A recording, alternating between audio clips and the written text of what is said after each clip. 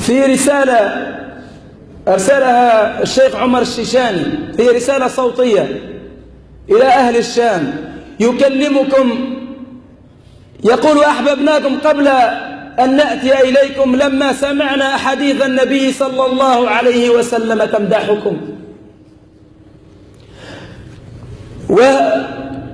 وجئنا ننصركم ونفرنا إليكم، والجهاد فرض عين في القوقاز منذ 20 سنة، فبماذا قوبلوا؟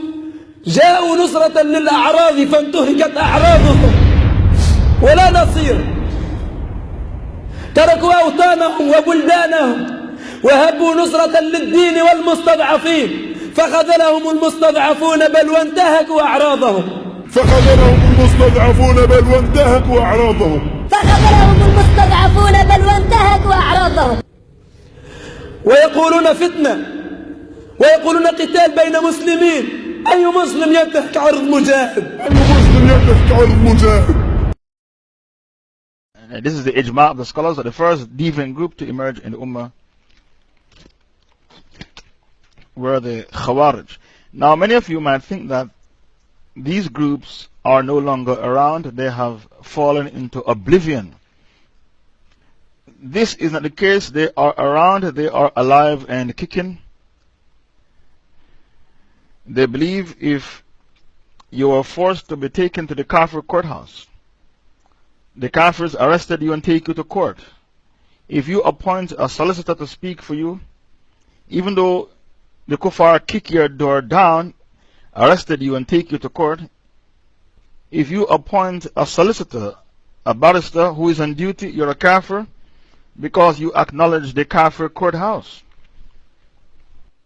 So, whenever a person doesn't give a person the benefit of the doubt, that's a Khawārij.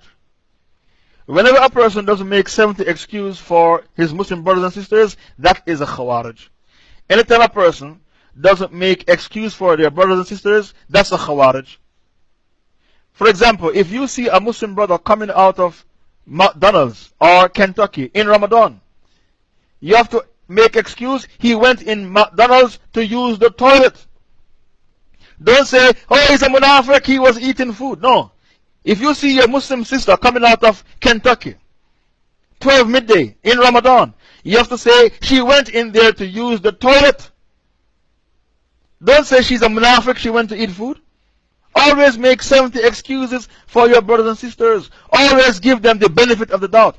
A Khawārij will never ever give you the benefit of the doubt. A Khawārij will never ever make 70 excuses for his brother. They won't even make one excuse for you. Not even one excuse they will never make for you. And because of that, these people, they are always divorced. And if you have a passport, for example, you have a Saudi passport or a Pakistani passport, you're a Kafir. You have a Saudi passport or a Pakistani passport, an Egyptian passport or Jordanian passport, you're a Kafir because when you apply for the passport, you acknowledge the Taghut. The passport belongs to the Taghut. So, how can you take out a passport, a Saudi passport or a Pakistani passport, when you know that these countries are Dar al Harb? So, they make takfiran people who have passports.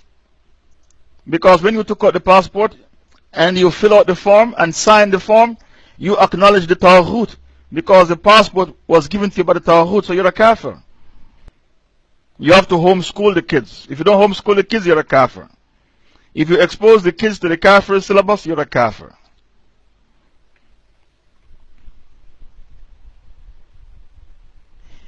They believe when you go to Mecca and Medina, it is haram to pray behind the Imams there, because Saudi Arabia is Darul Harb.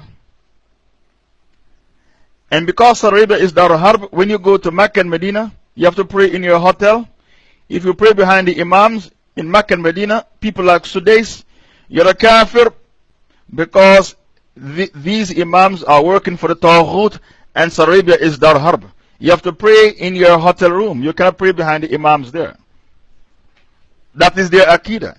And some of them go as far as to say a debate took place between Imam Shafi and Ahmed ibn Hanbal about Salah. Imam Shafi said if you don't pray, you're still a Muslim. Ahmad ibn Hanbal said if you don't pray, you're a kafir. A Khawārij of today will tell you, if I was present at the debate, if I was a spectator at the debate, I would have made takfir on Imam Shafi and Ahmad ibn Hanbal. I would have made takfir on Imam Shafi because Imam Shafi went against the ijma of the Sahabas by claiming if you don't pray, you're still a Muslim. The Sahaba said if you don't pray, you're a kafir. So when Imam Shafi said if you don't pray, you're still a Muslim, Imam Shafi went against the ijma of the Sahabas. So if I was present, I would have made takfir on Imam Shafi. And I would have made takfir on Ahmad ibn Hanbal as well, because Ahmad ibn Hanbal should have known better, and during the debate he should have made takfir on Imam Shafi. So because Ahmad ibn Hanbal did not make takfir on Imam Shafi during the debate, I would have made takfir on Ahmad ibn Hanbal as well. This is how the Khawārij of today, this is how they speak. If you stop at the traffic light, you're a kafir because you acknowledge the law of the Taghut, and you are only allowed to acknowledge Sharia law. Now, who told you that in Muslim countries they don't have traffic lights?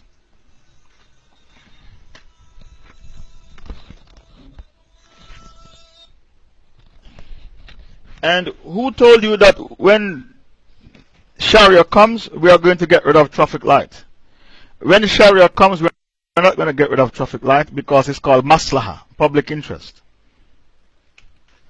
And if you don't homeschool your kids, if you send them to the kafir schools, you're a kafir because you expose them to the syllabus of the Dajjal. So by you exposing them to the syllabus of the Dajjal, you did not homeschool your kids, you're a kafir. So all the parents, all the Muslim parents in Europe and America, they are kuffar. They would have made takfir on Imam Ahmad because he did not make takfir on Imam Shafi. Yes. First, they would have made takfir on Imam Shafi because Imam Shafi said if you don't pray, you're still a Muslim. So Imam Shafi went against the ijma of the Sahabas. And they would have made takfir on Ahmad ibn Hanbal because Ahmad ibn Hanbal should have known better, and Ahmad ibn Hanbal should have made takfir on Imam Shafi during the debate. This is how the Neo-Khawārijism speaks.